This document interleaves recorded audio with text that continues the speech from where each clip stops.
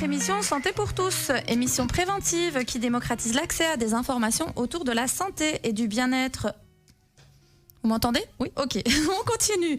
Alors aujourd'hui, nous allons aborder un sujet qui est très très peu discuté et qui touche essentiellement les femmes. Donc on parle du syndrome prémenstruel et du trouble dysphorique prémenstruel. Donc environ 75% des femmes en âge de procréer présentent des symptômes du syndrome prémenstruel, tandis que le trouble dysphorique touche environ 8% des femmes. On va parler tout à l'heure de la différence entre ces types de troubles.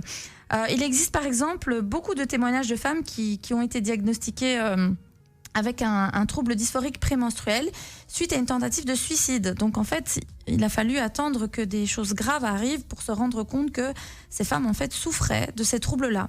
Donc de nombreuses femmes touchées ne reçoivent aucun traitement du tout et ne sont pas du tout, ou certaines ne sont même pas satisfaites de leur traitement. Donc j'ai voulu inviter aujourd'hui Madame Hamzaoui Zina, qui est sage-femme, qui est sexologue, qui assure la surveillance et le suivi médical des grossesses, qui propose des séances de préparation à la naissance, mais qui est aussi auteur de Chute Choma, qui est un livre qui est sorti il n'y a pas très longtemps. Zina est quelqu'un qui fait un peu de l'intimité féminine son cheval de bataille, qui lutte un peu contre les tabous, et donc je la remercie d'être avec nous. Est-ce qu'elle est avec nous par téléphone ? Tu nous entends, Zina ? Oui, je vous entends. Super, merci Zina.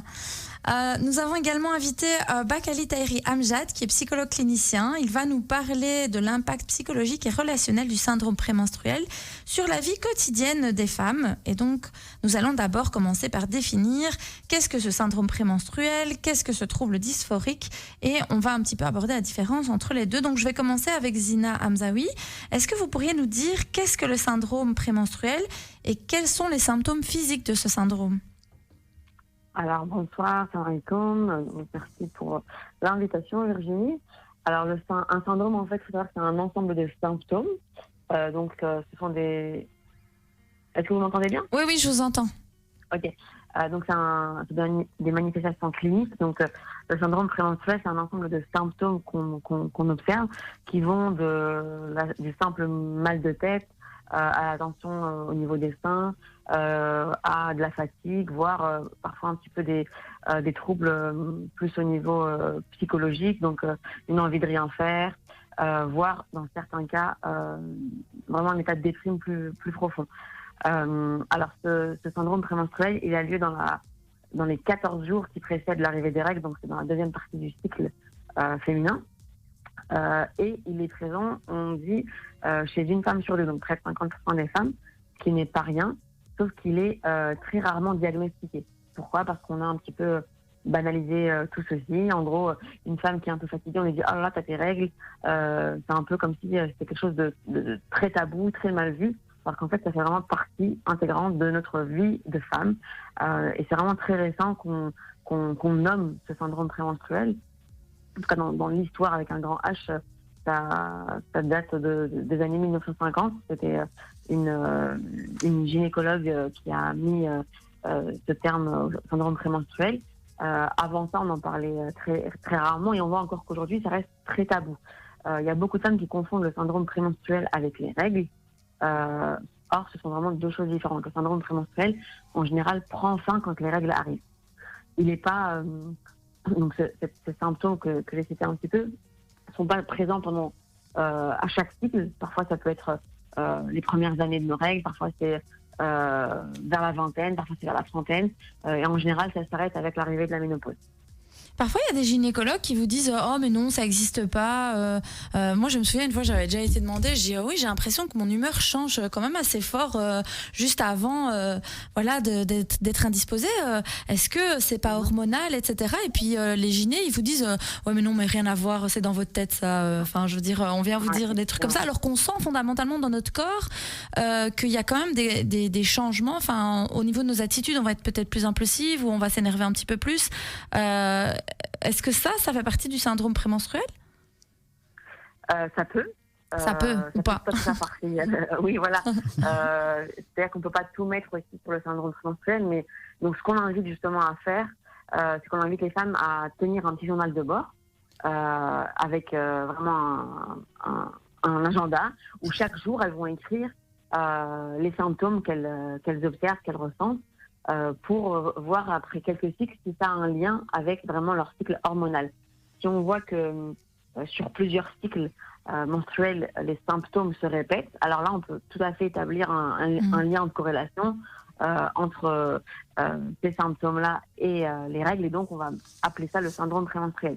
Si au contraire on voit que c'est un petit peu plus bloc tout au long du mois, que c'est aléatoire, que c'est pas tout le temps présent, alors là on peut se dire que c'est plus lié à leur environnement, à leur rythme de travail, etc., et que c'est pas directement lié à leur cycle hormonal.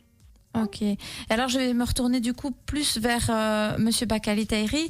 Quelle est la différence entre le syndrome prémenstruel qu'on vient de décrire et le trouble dysphorique prémenstruel? Parce que celui-là, il est repris dans le DSM, qui est un manuel de psychiatrie. Tout à fait. Alors, tout d'abord, bonsoir. Donc, en fait, le syndrome prémenstruel, c'est d'abord un ensemble de symptômes physiques et émotionnels en même temps. En fait, ils surviennent donc à 2 à 7 jours avant les règles. Donc parfois, ça peut aller même jusqu'à 14 jours. Ça dépend donc de la durée. Et ils prennent généralement fin avec l'arrivée des règles. Ou peut-être un peu après, en fait. Et du coup, ces symptômes-là, c'est les plus courants, les symptômes les plus courants. Donc, c'est une fatigue tout d'abord prononcée. Il y a aussi donc les symptômes physiques comme les seins sensibles et gonflés ou un gonflement du bas-ventre. Voilà. Et aussi des maux de tête ou encore l'irritabilité. Et l'intensité va varier d'une personne à l'autre, en fait. Tandis que le trouble dysphorique prémenstruel, là, ça désigne quand même le syndrome prémenstruel, mais dont les manifestations psychologiques sont très prononcées. Et ça va toucher à 2 à 6% des femmes. Oui, ça dépend, comme on disait. Donc, je rappelle, je sais que Amjad Bakali Tahiri est psychologue clinicien à l'Espace Santé Famille. Et donc, on est amené à suivre tout type de patients à l'Espace Santé Famille, notamment des personnes parfois qui peuvent avoir des troubles lourds, comme ceux-là, même si c'est un petit pourcentage de la population. Alors, Madame Hamzaoui, vous disiez tout à l'heure comment on peut, quels sont les symptômes, mais comment on peut poser un diagnostic. Vous disiez il y a quelque chose qui doit être récurrent, c'est ça? Voilà, il y a ce phénomène de périodicité qui va devoir être établi. Si ça vient juste une fois sur l'année, on ne peut pas diagnostiquer ça comme étant un syndrome prémenstruel. Même si ça peut être lié à un changement hormonal, mais alors ça va être isolé. Vraiment, le syndrome prémenstruel, il y a cette notion de durée et de répétition. C'est pour ça que je répète qu'on invite les femmes à prendre le temps de s'écouter et de noter, en fait, d'avoir un petit journal de bord dans lequel elles vont noter les différents symptômes qu'elles vont ressentir. Et le clinicien, que ce soit en général, donc soit un médecin généraliste ou un gynécologue, qui va vraiment poser le diagnostic de syndrome prémenstruel. Alors parfois, on va justement aussi observer des changements hormonaux au niveau des biologies, donc de la prise de sang. On peut vraiment objectiver ces syndromes prémenstruels par des mesures, on va dire, mesurables au niveau sanguin. Et donc, encore une fois, c'est vraiment, en premier lieu, c'est vraiment la symptomatologie que les femmes, elles, vont rapporter. Donc, il n'y a pas d'autre manière. On ne peut pas passer un scanner, on ne peut pas faire une radio, c'est vraiment les symptômes que les femmes vont rapporter. Et parfois les partenaires aussi, parce que parfois il y a des partenaires qui vont dire oh mais ça va, tu sais que tu vas avoir tes règles, apprends à contrôler tes hormones. On entend parfois des phrases comme ça avec des maris qui vont dire mais contrôle tes hormones, si tu sais que tu changes d'humeur, tu peux bien te contrôler, etc. On peut entendre des choses comme ça.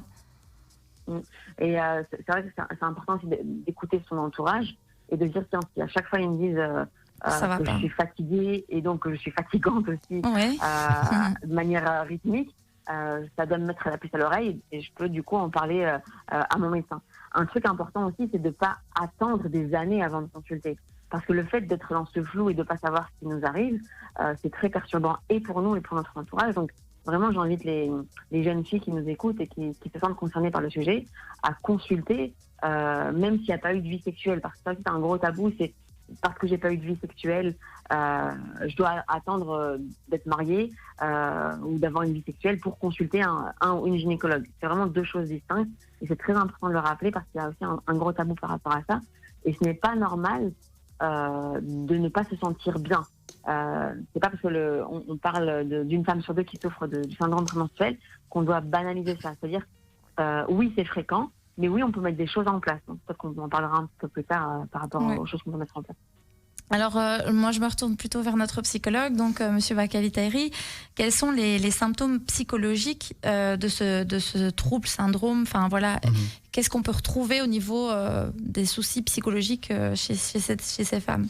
Il faut tout d'abord savoir que les symptômes, en fait, sont très multiples et variables, en fait. Et ça peut aller, déjà, ça varie d'une femme à une autre, d'un individu à une autre personne. Et en plus, ces symptômes-là peuvent être, par exemple, une humeur dépressive, par exemple, ou encore de l'anxiété, manque de concentration, l'irritabilité, la colère aussi, les crises de pleurs, confusion, nervosité, ou encore des difficultés de concentration, troubles de mémoire et saute de l'humeur. Donc on voit que quand même le panel est assez très large quand même, hein, et c'est assez difficile de comprendre ce que c'est en fait les symptômes du trouble prémenstruel. Et c'est pour ça que pour le diagnostic, on demandait donc, comme a dit ma collègue, de noter les changements qui s'opèrent dans leur corps. Et c'est même une étude selon l'American College of Obstetricians and Gynecologists, excusez-moi, pour confirmer ce syndrome prémenstruel, il fallait au moins noter 2 symptômes, un qui était physique et un autre psychologique. En fait. Ouais, donc il faut associer les deux finalement, le corps et le psyché, quoi. Voilà. Du coup, Madame Hamzaoui, qu'est-ce qui fait qu'on va aller développer ce type de syndrome? Est-ce qu'il y a des raisons? Est-ce que pourquoi une femme va l'avoir et l'autre pas? Pourquoi en fait? Comment ça se fait qu'on va développer ce type de syndrome? Dans les facteurs de risque, ce qu'on observe, c'est qu'il y a une prédisposition génétique. Ensuite, il peut y avoir des troubles hormonaux. Donc, on a observé que les femmes qui avaient des hypoglycémies sur une longue durée, on va dire de manière chronique, étaient plus à risque de développer le syndrome prémenstruel, ainsi que d'autres problèmes hormonaux liés notamment à la sérotonine. Et là, c'est pour ça que je disais tout à l'heure, c'est important d'en parler avec votre médecin et que lui ou elle décidera de pousser un petit peu l'analyse un peu plus loin, de manière plus loin, notamment par la prise de sang. Après, au-delà de ça, on n'a pas observé autre chose, parce que comme je disais, c'est pas quelque chose qui est visible via un scanner ou autre, donc c'est vraiment la prédisposition génétique et différents troubles hormonaux. Et alors moi je voulais savoir aussi, finalement, Monsieur Bakali Tahiri, quelles sont les raisons qui font que c'est sous-diagnostiqué? Comment ça se fait qu'on n'en parle pas assez? Que c'est déjà, effectivement, vous posez la bonne question. C'est un syndrome plutôt prémenstruel qui c'est déjà mal connu déjà. Ouais. Et en plus, on le considère pas. En fait, il faut le considérer comme un problème de santé mentale déjà, mais qui est déjà sous-diagnostiqué. Parce que chez les femmes en âge de procréer, hein, évidemment. En fait, ça, c'est dû à son passage passager, tout simplement, et que c'est souvent confondu avec la dépression ou encore les troubles de l'humeur. Comme je vous ai cité avec les symptômes psychologiques, c'est des symptômes quand même très variables. Et du coup, il n'est pas rare que un expert confonde, on va dire, avec un autre diagnostic. Parce que comme je vous ai rappelé, comme l'humeur dépressive ou le saut d'humeur, ou encore la tristesse, peut être confondu avec la trouble de l'humeur ou encore la dépression. Du coup, voilà, c'est surtout dû avec son caractère passager qui... Oui, la particularité, c'est que c'est passager. Du coup, c'est ça. Les personnes, elles se disent je suis dépressive ou je suis pas bien. On a vite tendance à mettre ce mot dépression. Voilà, c'est une étiquette qui rassure aussi. Hein. Parce qu'on se dit il y a quelque chose qui va pas, mais en même temps, si ça part après. Donc, alors, du coup, dès que ça part, on se dit si c'est venu, ça va partir comme c'est venu. Du coup, voilà, c'est bon. Il n'a pas à chercher la cause et les conséquences. Or que non, finalement, ça peut être en fait synonyme. Enfin, ça peut être révélant en fait d'un vrai trouble en fait. On n'en parle peut-être pas assez à son médecin. Déjà, comme disait Zina. Oui, il faudrait pouvoir oser en parler aussi. Et c'est gênant parfois de dire j'ai des changements d'humeur, etc. C'est compliqué. C'est pas évident aussi. Hein. Il y a aussi une question de pudeur aussi, et aussi de fierté. Et puis dans le contexte par exemple des femmes, il y a aussi une peur d'être mise sur l'étiquette des règles. Et comme on l'avait dit tout à l'heure, c'est très facile à dire aussi pour le mari t'es comme ça à cause des règles. Ouais, tu vas avoir tes règles, c'est bon. Voilà, calme-toi un peu. Tu vas me casser la tête et c'est bon, quoi. Or que non, en fait, il y a peut-être un synonyme vraiment de vraie douleur en fait psychique. Et du coup, c'est très important d'être quand même à l'écoute, de prendre le temps d'écouter, de comprendre comment ça marche, parce qu'en vrai, les hommes, nous, on ne sait pas trop comment ça marche, en fait.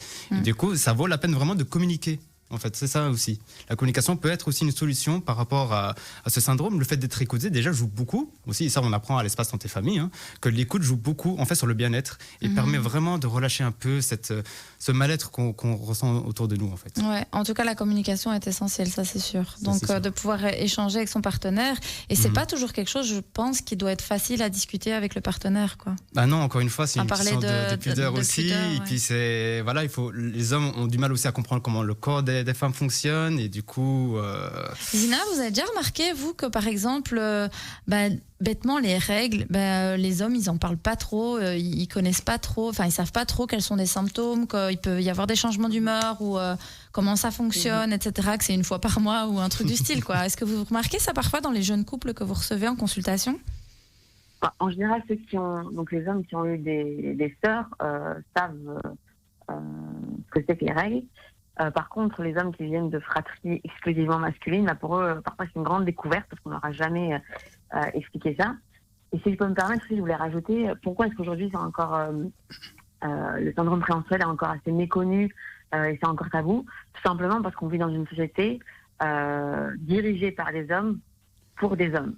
C'est vraiment la société patriarcale dans laquelle nous sommes, où finalement la santé physique et la santé mentale féminine sont encore mises de côté, sont encore très tabous et peu développées. On peut le voir même, un exemple très concret, les industries pharmaceutiques qui, jusqu'il n'y a pas longtemps, essayaient et testaient les médicaments sur des hommes alors que parfois ils étaient administrés, pour être administrés à des femmes. C'est-à-dire que on n'a pas pris en considération ces différences physiques et psychologiques entre les hommes et les femmes. Et donc ça, c'est au niveau pharmaceutique. On le voit aussi au niveau du rythme de travail. Une femme, au cours de son cycle, il y a des phases où elle a envie de travailler, des phases où elle n'a pas du tout envie de travailler. Et le fait d'être dans cette dynamique de rendement, de productivité, de devoir toujours assurer, c'est que c'est pas du tout adapté au rythme féminin. D'où peut-être aussi le fait que le syndrome prémenstruel peut être aggravé, accentué, parce que finalement, ces femmes-là ne s'écoutent pas. Ces femmes-là ne prennent pas le temps de lever le pied. On doit toujours être au top, on doit toujours être des warriors, on doit toujours être sur tous les fronts, etc. Et donc, on ne prend pas assez le temps de lever le pied, de se reposer. Parfois, juste avant nos règles, on a besoin de rester allongé, de freiner un petit peu notre rythme fou, de prendre le temps de savourer une petite tisane, d'aller marcher un petit peu en forêt, etc. Tout ce que je viens de dire, ça paraît juste fou pour la grande majorité d'entre nous. Parce qu'on est dans une société qui va vraiment à contresens de tout ça et qui ne prend pas en considération cette subtilité et cette caractéristique féminine qui est le fait que nous sommes des êtres cycliques, contrairement aux hommes qui sont vraiment qui ont un cycle plus qui change au cours d'une journée, alors que nous on a un cycle beaucoup plus varié au cours du mois. Alors Jusqu'aujourd'hui, on n'a vraiment pas encore assez de recul et de connaissances sur le syndrome prémenstruel féminin. Ouais, merci pour ces précisions et je trouve que c'est vraiment un débat très intéressant d'ailleurs qu'on devrait lancer un de ces quatre ici sur la radio parce que c'est vrai que ça questionne pas mal de choses finalement. Voilà le ressenti féminin, hein. Est-ce qu'on l'écoute suffisamment? Eh bien écoutez, moi je propose qu'on en reparle, on va faire une toute petite pause et on revient dans quelques instants avec nos deux invités. Zina ne pourra pas encore rester très longtemps avec nous, du coup restez avec nous juste pour la petite pause juste après et on se revoit tout de suite. À tout de suite.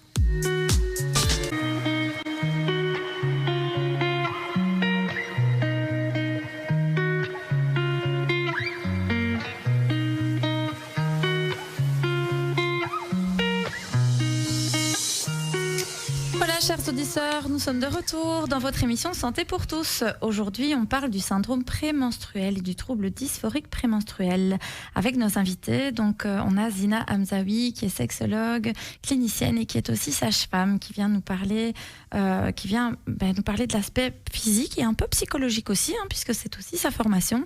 Et puis, nous avons Bakali Tahiri Amjad qui est psychologue clinicien à l'espace santé famille et qui reçoit les familles, les couples, les personnes seules. Exactement, aussi. Voilà, donc Donc, on a un petit peu tout le monde, hein, l'espace santé famille.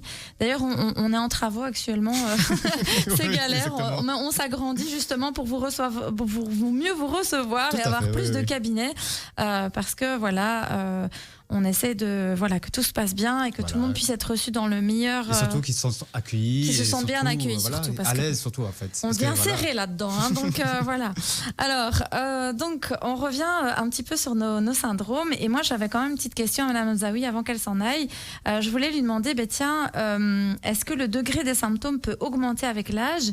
Et alors, quel peut être l'impact sur les relations intimes, sur tout ce qui est relationnel dans le couple, par exemple, puisque vous vous occupez des couples aussi? Alors, on va effectivement observer qu'il y a des modifications qui peuvent avoir lieu. Parfois, le SPM, donc syndrome prémenstruel, va s'aggraver. Parfois, il va, au contraire, s'adoucir, si je peux dire ça comme ça. Et comme c'est un syndrome qui arrive avant les règles, c'est un syndrome qui disparaît avec les grossesses. C'est important de le rappeler. C'est pas pour autant qu'il faille tomber enceinte juste, entre guillemets, pour soulager son SPM. Et parfois, donc, je disais, il va s'aggraver. Alors, si c'est le cas, encore une fois, il ne faut vraiment pas hésiter à en parler avec votre médecin pour pouvoir pallier aux différents symptômes. Et du coup, plus le syndrome va s'aggraver, plus effectivement, ça peut avoir des conséquences au niveau du couple. Parce que qui dit symptômes dus à des changements hormonaux, dit aussi des changements au niveau de la libido. Parce qu'on sait que la libido, donc les envies sexuelles vont fluctuer en fonction des productions hormonales. Et donc, ce sont des femmes qui peuvent tout d'un coup ne plus du tout avoir d'envie sexuelle ou au contraire avoir beaucoup plus d'envie sexuelle. Et ça, c'est important vraiment d'en parler au niveau du couple pour qu'il y ait une compréhension qui soit vraiment là et que et la femme et l'homme puissent vraiment comprendre ce qui se passe, pourquoi est-ce qu'il y a des envies, pourquoi d'un moment il n'y en a plus, pourquoi aussi il peut y avoir des douleurs. Parce que qui dit changement hormonaux, il y a aussi une sécheresse possible au niveau vaginal qui peut du coup créer des douleurs lors des rapports intimes. Le fait de savoir ça permet aussi de relâcher un petit peu au niveau de la pression, au niveau du stress, et comprendre que justement ce syndrome prémenstruel est vraiment que la sexualité du coup va être liée au syndrome prémenstruel. Et je répète encore une fois que c'est vraiment important d'adapter son rythme de vie en fonction de ça. Et si une femme est sujette au syndrome prémenstruel, qu'elle puisse vraiment se prendre un temps off quelques jours avant ses règles. Et le fait d'avoir pris ce journal de bord et d'avoir noté le caractère cyclique des symptômes, elle va savoir que, par exemple, 3-4 jours avant l'arrivée des règles, elle va devoir peut-être un petit peu se prendre un temps que pour elle, pour aller s'apaiser, pour aller se faire masser, pour prendre le temps de dormir tôt. Donc là aussi, c'est vraiment des... Mais donc, il n'existe pas vraiment de traitement, Zina, par rapport il y a des traitements hormonaux qui peuvent être donnés. Mais après, encore une fois, on sait que ces traitements hormonaux, ils vont régler quelque chose, mais ils peuvent avoir des effets secondaires sur des choses auxquelles on ne s'était pas préparé. C'est tout le dilemme, en fait, comme autour de la pilule contraceptive. Oui. Effectivement, ça peut réguler le cycle, ça va donner des cycles bien réguliers, puisque c'est des cycles artificiels qu'on va mettre en place. Mais à côté de ça, ça peut diminuer la libido, ça peut aussi donner des troubles de l'humeur. C'est-à-dire que on va vraiment essayer d'agir en fonction des différents symptômes que les femmes ont.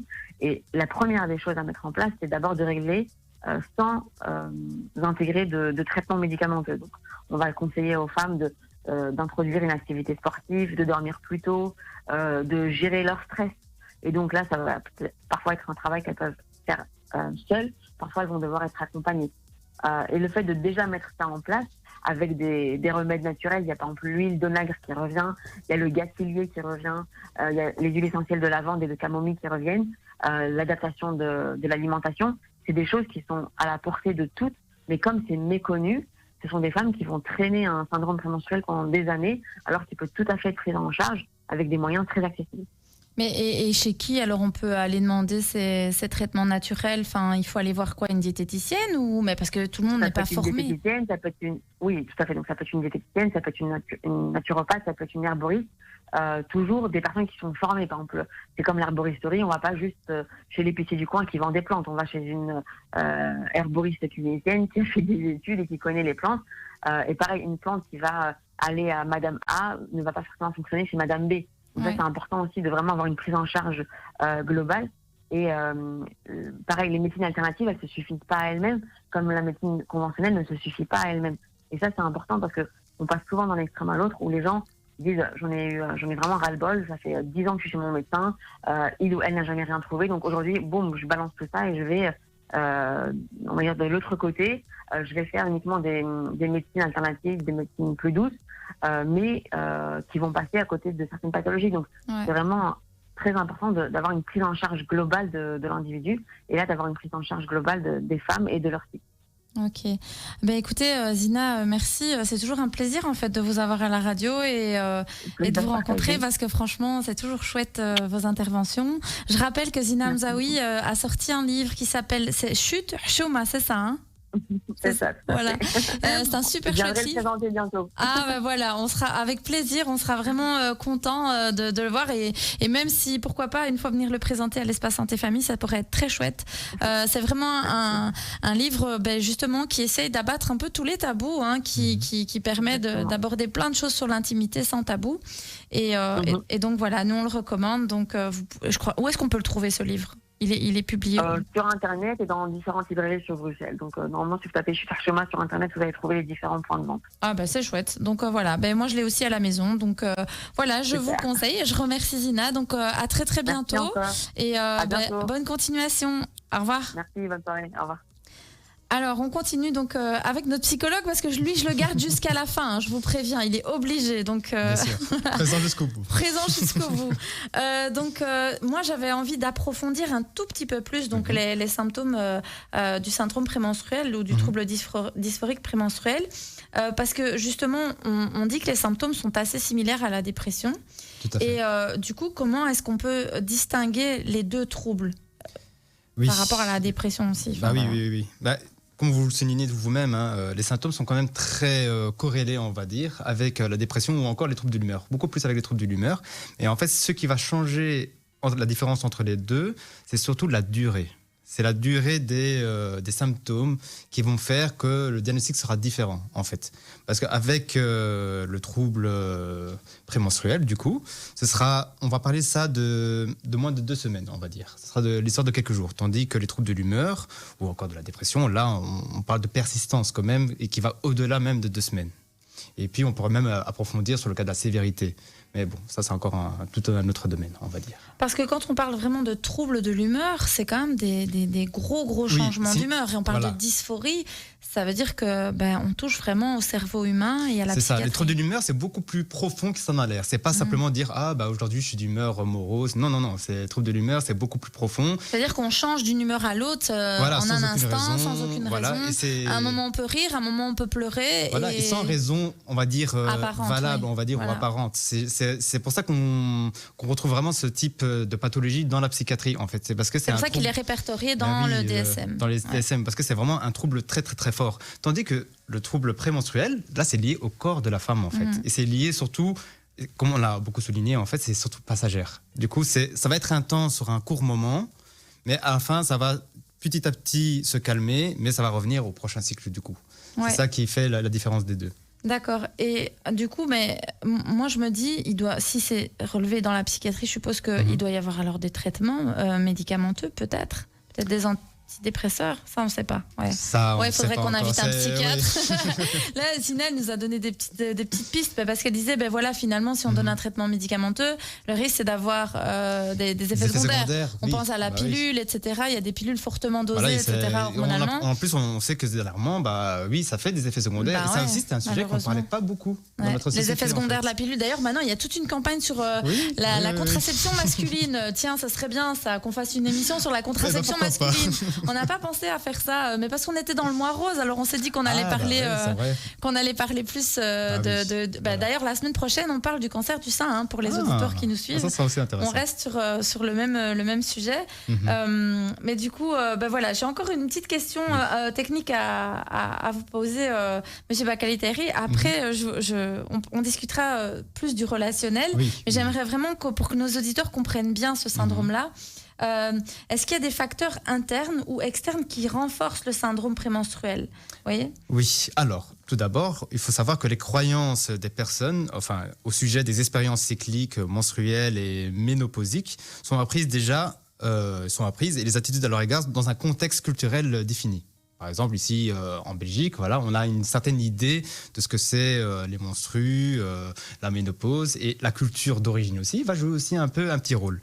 Et on va dire, cette vision-là va jouer sur les processus, on va dire, sur la perception, et surtout comment on va aborder, on va dire, pas le problème, mais comment on va le voir ou comprendre comment ça se passe, on va dire. C'est ça donc ça, c'est le premier point. Donc c'est le contexte culturel va jouer surtout un rôle important dans la perception de ce trouble-là, en fait. Et puis il y a aussi les effets socioculturels, les croyances, donc les attitudes, mais aussi les comportements. Et deuxième point, c'est le tabou. C'est la stigmatisation de ce trouble-là. Parce que, encore une fois, et Madame Zina a très bien soulevé ce point, c'est que les règles, ça reste toujours tabou. C'est un sujet qu'on n'aime pas en parler. On veut toujours éviter d'en parler. Et, donc voilà, on reste pudique, mais en réalité, non, c'est quelque chose. Déjà, tout simplement, c'est biologique. C'est biologique et du coup, non, ça vaut la peine d'en parler et surtout la peine de comprendre comment ça se passe. Surtout quand on est en couple, moi je trouve que c'est important. Maintenant, c'est vrai que si on a des tabous et des préjugés par rapport à ça, ben voilà, on va le vivre mal et on va se culpabiliser et le trouble peut s'ancrer davantage. Donc, c'est un cercle vicieux, hein, on comprend pas, du coup on essaie de cacher, mais au plus on essaie de cacher, ça va faire plus de mal au corps. Et etc., etc. Du coup, ça risque plus de gonfler, en fait. Ça va faire un effet de gonflement, on va dire, auprès de la femme. Et c'est pour ça qu'il est vraiment, vraiment important d'en parler et surtout de communiquer, on va dire, d'un point de vue rationnel, hein, avec sa moitié, de dire, voilà, écoute, pour ça, j'aimerais que tu comprennes. Et voilà, prendre le temps juste d'en discuter. Juste la communication, déjà, c'est un premier pas vraiment, vraiment important, en fait. Ouais. Et aussi, deuxième point quand même important, c'est l'hygiène de vie. Voilà, tout simplement, c'est l'hygiène de vie qui peut jouer sur l'intensité de ces symptômes. Par exemple, la consommation d'alcool, de café ou le sommeil va influencer la sévérité, on va dire, des symptômes ressentis dans le syndrome prémenstruel, en fait. D'accord. Alors, on doit faire une toute petite pause de nouveau, chers auditeurs. Mais si vous avez des questions, n'hésitez pas. Vous pouvez nous appeler au 0488 106 800. Vous pouvez aussi commenter sur notre page Facebook. Voilà, vous pouvez m'envoyer des messages. On essaiera de répondre à vos questions dans la mesure du possible. Donc, je vous retrouve dans quelques instants dans Santé pour tous sur Arabelle FM au 106.8.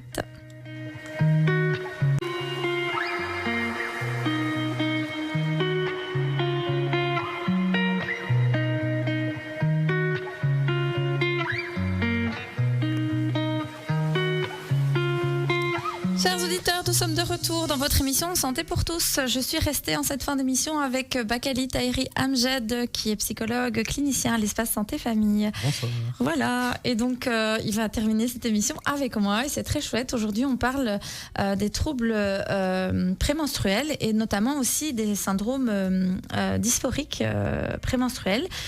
Donc voilà, alors j'avais une petite question aussi par rapport au traitement parce que Zina a un petit peu parlé du traitement d'un point de vue médical. Voilà, d'un point de vue médical. Elle a parlé aussi des choses qui pouvaient relaxer un tout petit peu. Maintenant, au niveau thérapeutique, comment on peut faire pour atténuer justement la sévérité des symptômes du trouble prémenstruel? Alors, c'est une très bonne question. Et il se trouve que le courant des thérapies comportementales et cognitives est une approche qui est la plus pertinente pour aider face à ce trouble. Par exemple, les exercices de pleine conscience vont aider les femmes à gérer les symptômes psychologiques comme les variations d'humeur, l'état d'anxiété ou encore l'humeur dépressive. Tout d'abord, la thérapie permet de prendre conscience de son état psychologique en fait. Et ensuite, on peut mettre en place des stratégies d'évitement, de coping, comme on appelle ça en anglais, et en repérant les symptômes qui viennent le plus fréquemment, qui reviennent chaque mois avant les règles en fait. Et je répète encore une fois, ces symptômes peuvent varier d'une femme à une autre. Donc c'est des techniques qui vont plus être modulables pour la personne en fait. D'accord. Et donc, du coup, ça dépend un peu de chaque personne. On doit à chaque fois s'adapter. Toujours déjà le côté biologique, parce que c'est le corps s'exprime d'une manière ou d'une autre. Voilà, chacun a... Enfin, c'est sûr que personne n'a pas les mêmes symptômes que l'autre. Voilà, chaque corps est différent, chaque être est différent. On va exprimer un symptôme d'une manière ou d'une autre, mais à notre manière en fait. Il y a d'abord le corps qui s'exprime différemment et on va dire le mental, tout ce qui est psychologique, qui va aussi s'exprimer d'une manière ou d'une autre. Et moi, je m'inquiète aussi dans le sens où je me dis, pour le couple, pour la famille, ça doit pas être évident parce qu'il y a le partenaire qui va s'en prendre plein la tronche et parfois aussi les enfants. Et aussi, donc, du coup, allez, comment un partenaire, qu'est-ce qu'on pourrait conseiller à un partenaire, comment il pourrait réagir face à sa compagne? Le premier conseil vraiment qu'on pourrait donner, c'est la communication. Ça, premièrement, la communication, c'est vraiment le premier pas qui fait changer les choses. En fait. Et peut-être pas monter aussi vite que la personne qui est en face. Mais je crois que ça, c'est une règle générale quand on est dans un couple. Dans le couple aussi. Je veux dire, si on voit qu'il y en a un qui est plus nerveux, il faut pas monter avec lui. C'est ça. Il ne faut pas faire une escalade de violence. En fait. C'est pas ça le but. Le but, c'est la compréhension. C'est ça aussi. Ça, c'est le fond, c'est la compréhension et l'empathie. C'est-à-dire que si le partenaire comprend le symptôme et le connaît, il pourra mieux l'appréhender, peut-être même conseiller et soutenir. Et même le fait d'écouter, ça aide déjà beaucoup. Le fait qu'on se sent écouté, on se sent déjà un peu libéré, reconnu. Parce qu'en plus, c'est un syndrome qui n'est pas reconnu. En plus, c'est pas facile. Et même humainement, relationnellement, ça fait du bien quand même quand quelqu'un dit « Ah, je te comprends en fait ce que tu ressens, je comprends ce que tu veux dire par là » ou « Ah, écoute, j'essaie de me mettre à ta place, je comprends pas trop, mais je compatis vraiment. » Et ça fait déjà un bien fou. Et on peut faire ça dans toutes les thématiques possibles et imaginables. Il y a plusieurs thématiques où lorsqu'on prend le temps vraiment juste d'écouter, ça relâche un peu. Et aussi, c'est une question d'attention. Mine de rien, pour la famille, là, si on élargit un peu le tableau, si la famille sait comment ça marche, ou plutôt prennent le temps d'écouter, il y a une certaine forme d'attention. On va essayer d'être des petits trucs, des petits thés par exemple pour calmer un peu les mal de ventre ou un petit chocolat chaud, on va dire, ce genre de choses. C'est de l'attention. Et l'attention,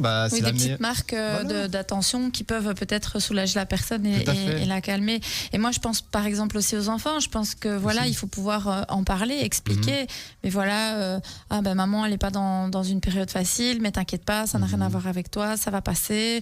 Maman est un peu énervée, etc. Parce que parfois, on met pas des mots sur ce qu'on ressent et l'enfant, ou la famille, l'entourage se prend en fait en pleine face l'énervement l'énervement de la femme. Et du coup, ils comprennent pas ce qui se passe. Et donc, le fait de mettre des mots et de dire désolé, etc. Moi, par exemple, ça m'arrive parfois d'être énervée quand je rentre d'une journée de travail. Ça peut arriver. Ça peut arriver. Et alors, des fois, j'ai ma petite là qui passe à côté de moi. Alors, maman, ça a été ta journée au fait? T'as pas eu trop de soucis là dans ton ASBL? Et alors, je lui dis non, ça va, t'inquiète. Je dis tout va bien. Ou alors, je dis oui, aujourd'hui c'était une journée difficile. Il y a les travaux, il y a ceci, donc je suis un peu stressée, etc. Ah, mais t'inquiète maman, les travaux ça va passer, etc. Donc on va discuter de ce qui se passe, de nos journées. Et toi, ça a été ta journée? Et surtout que en fait, les enfants, ils ressentent beaucoup. Exactement. Et c'est ça le problème, c'est que si l'enfant ne sait pas d'où ça vient, ou si on ne lui donne pas le temps d'expliquer, lui, il va le rattacher à lui. Il va dire, c'est moi que j'ai fait quelque chose, ou j'ai rendu maman en colère. Et c'est très important d'expliquer à l'enfant, pas dans les détails non plus. Mais qu'il n'est pas responsable. Mais si on peut expliquer dans les détails, pas de chouma. Mais ça dépend quel âge. Évidemment, ça dépend de l'âge du développement de l'enfant. On ne va pas parler à un enfant de 3 ans, 4 ans, de la même manière qu'un enfant qui a 10 ans. Ça c'est sûr. L'approche est différente. Mais au moins prendre le temps d'expliquer. Juste quelques minutes au moins, de prendre le temps. Ça n'a rien à voir avec toi, maman elle n'est pas bien parce qu'elle est un peu stressée, etc. Déculpabiliser aussi, prendre du recul. En fait, c'est ça aussi. Dans le fond, c'est prendre du recul face à la situation. Et ça, c'est aussi c'est tout un travail qui prend. Et ça se fait par la communication surtout. C'est ça, et donc c'est vraiment important de pouvoir communiquer tant avec l'enfant qu'avec le partenaire. Et même la famille aussi. Et que le partenaire puisse être au courant. Alors je ne dis pas qu'il faut peut-être avertir toute la famille qu'on a un syndrome prémenstruel, mais bon. Mais par contre, si le partenaire... Moi, je reçois beaucoup de femmes en consultation qui me disent qu'elles ne disent rien à leur mari ou qu'elles ne... Alors souvent je leur dis, mais pourquoi vous expliquez pas que... allez, moi je pense à des trucs, mais style vaginisme... des problèmes avec la contraception, des choses comme ça. Je dis, mais pourquoi vous en parlez pas à votre partenaire? Elle me regarde comme ça, elle me dit, ça va pas, je peux pas dire ça à mon mari. Ça reste un tabou. Oui, mais pourquoi? Et le souci, c'est qu'après, elle porte ça toute seule. C'est ça aussi, oui. Et que, alors que, une femme qui a ce type de syndrome, mais aussi une femme enceinte, par exemple. Il y a des hommes qui disent, si tu survis à 9 mois de grossesse, c'est bon, t'as survécu à tout. Alors, je taquine un peu, parce que toutes les femmes enceintes ne sont pas insupportables comme moi. Donc, voilà. Mais c'est vrai que Voilà, c'est comme à l'accouchement. Moi, je vous rejoins très fort quand vous dites finalement, c'est le fait d'accompagner la personne, Ah oui, tout à fait. d'entendre son émotion, d'entendre ce qu'elle ressent. Mais comme quand une femme, elle est au moment de son accouchement, c'est un peu pareil. Elle a des douleurs intenses. Certains maris se sentent un peu perdus, mais en fait, de lui dire, écoute, je suis là, t'inquiète pas. C'est ça. Voilà, on minimise un peu tenir la l'effort, main, voilà, mettre c'est ça. un petit peu d'eau sur un gant de toilette, lui éponger le visage. Ce sont des petits actes qui sont C'est des actes d'affection, de soutien. C'est de ça, le truc, soutien en fait. C'est des actes oui. de soutien. Ça permet vraiment de porter, on va dire, avec la personne. Vraiment, là, on retrouve encore la qu'elle thématique de l'accompagnement, de permettre de soutenir face à la douleur, face à l'épreuve, face à l'événement. Et du coup, c'est ça. Et aussi, inversement, moi, j'ai des patients hommes qui, eux, quand leurs femmes ont des problèmes niveau règles, ils comprennent pas. Oui. Et quand je leur dis, pourquoi vous ne demandez pas tout simplement Qu'elle ce vous qui va pas, explique, qu'elle oui. puisse nous expliquer, ils deviennent rouges, ils disent non, ça c'est des trucs de femmes, pas moi, mais non, c'est des idées complètement reçues, c'est juste une construction. C'est important de Et comprendre. comme dit Madame Zina, c'est une construction sociétale aussi. En fait, on doit prendre la réflexion aussi, un peu de casser un peu les murs, les tabous qu'on a. Les stéréotypes qu'on a voilà. sur la femme, sur son Exactement, corps, sur le etc. corps. Voilà, il faut prendre le temps d'écouter. Et dans un couple, le meilleur élément, c'est toujours, encore une fois, et je le répéterai encore, c'est la communication. C'est prendre le temps d'écouter, c'est tout. Et poser des simples questions. Ok, en tant qu'homme, voilà, je peux pas savoir non plus c'est quoi les menstrues à 100%, mais je vais prendre le temps de demander. Ou de se renseigner voilà, aussi, tout simplement, quand on est en couple. Mais bon, et communiquer, qu'est-ce que c'est ? Il faudrait qu'on fasse toute une émission sur ça, sur la communication. Parce que sincèrement, aujourd'hui, on communique plus, on SMS, voilà. Moi, je connais des couples, ils ne se parlent que par SMS dans leur propre maison, voilà, ou alors que sur les réseaux quand ils sont éloignés on a l'un aussi de une l'autre. tendance que quand on est en couple, on a une tendance un peu à penser que c'est bon, on a gagné, on est en couple avec l'autre, on est dans une relation, du coup, j'ai pas à faire d'efforts. Non, c'est pas ça. La relation, c'est comme un jardin, il faut l'entretenir tous les jours. Ouais, c'est ça. Il faut nourrir, il faut donner de l'attention, il faut prendre le temps d'écouter. Et puis c'est une découverte, moi je trouve que c'est hyper intéressant l'humain. Personnellement, je pars en exploration moi quand je suis en couple, je veux dire, c'est vrai. Finalement, on apprend à connaître l'autre et à savoir qui il est, quoi. On sort de soi, c'est ça le couple, et pourquoi aussi il y a beaucoup de problématiques de couple, c'est qu'on sort de soi-même pour aller à la rencontre de l'autre. Premièrement, et aussi on essaie de mettre en commun, il y a aussi une mise en commun entre les deux personnes. Et du coup, c'est ça que parfois il y a un mélange un peu explosif, ou parfois un mélange un peu plus simple. Voilà, conclusion, chers auditeurs d'aujourd'hui, il faut aller à la rencontre de l'autre et apprendre à le connaître. Et ça, c'est essentiel. Alors, on va devoir arrêter l'émission pour aujourd'hui. Je vous remercie d'avoir participé, de nous avoir écoutés.